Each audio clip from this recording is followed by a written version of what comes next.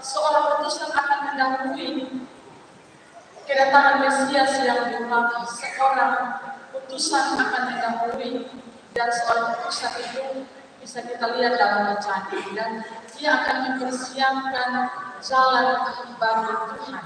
Itu sudah ditubuhkan yang pertama dalam Wahyu ketiga ayat 1 dan juga Yesaya 40 ayatnya yang 3. Nah, ini pendahulu yang mendahului kedatangan Mesias adalah Yohanes Pembaptis.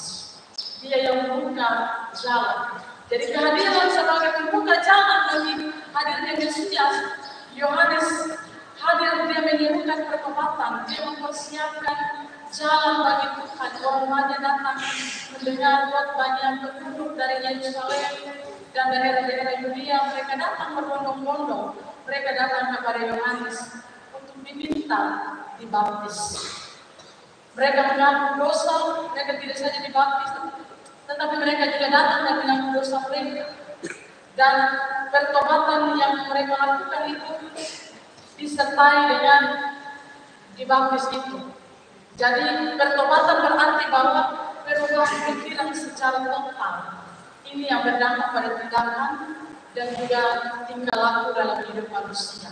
Jadi ketika mereka datang memberi diri dibaptis, tetapi mereka juga mendahului itu dengan bertobat dalam kehidupan mereka. Jadi Roh Kudus yang bekerja inilah yang menggerakkan hati seseorang. Jadi mulai dari pikiran itu kemudian berdiri di dalam tindakan, pergi lagi ke dalam tingkah laku. Itu digerakkan oleh Roh Kudus. Jadi Roh Kudus yang bekerja digerakkan seseorang untuk dia menyerahkan diri kepada Allah. Jadi kalau dia punya kehidupan sebagaimana kebiasaannya, kalau ketok ngomong, biar saja, ketok bawa dengan cara Tuhan, ketok berdoa maka biar keras, kayak batu karang yang seperti apapun, tetap suatu saat pasti akan menyerahkan diri kepada Allah. Banyak orang telah bertobat memberi diri untuk dibaptis waktu itu, namun keadaan itu tidak membuat Yohanes merasa bahwa dia bangga dan dia lupa diri bahwa dia itu siapa. Tapi dia sadar diri sehingga dia dalam kerendahan hati melakukan pelayanan itu. Jadi dia ini membuka jalan. Dia tetap merasa bahwa diri dia ini hanyalah seorang hamba yang diutus oleh Tuhan.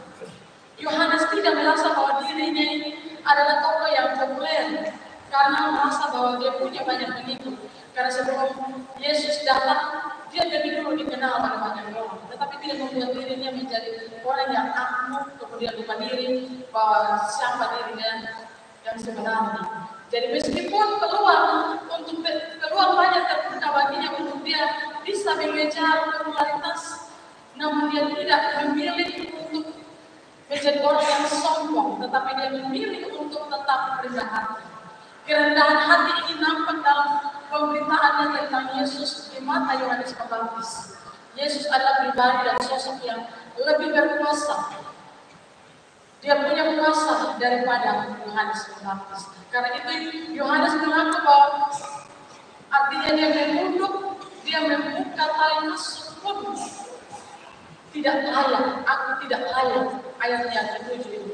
Yohanes Pembaptis dengan air, artinya dia membaptis dengan air, tetapi Yesus dia membaptis dengan Roh Kudus. Dia masih mengakui bahwa Yesus punya kuasa. Dia tidak merasa diri bahwa dia lebih, bahkan orang yang banyak mengenal dia. Bapak Mama dalam kasih Tuhan, Yesus harus makin besar dan dia makin kecil.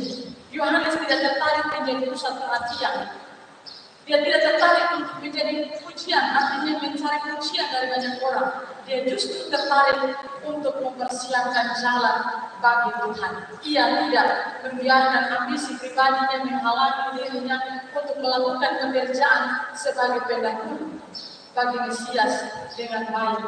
Meskipun Yesus tidak berdosa dan karena itu tidak perlu bertobat, namun dia mendesak dan memberi diri untuk dibaptis oleh Yohanes Pembaptis. Bapak Mama jemaat kekasih Tuhan, orang yang rendah hati, artinya mereka mampu mengenal dirinya siapa.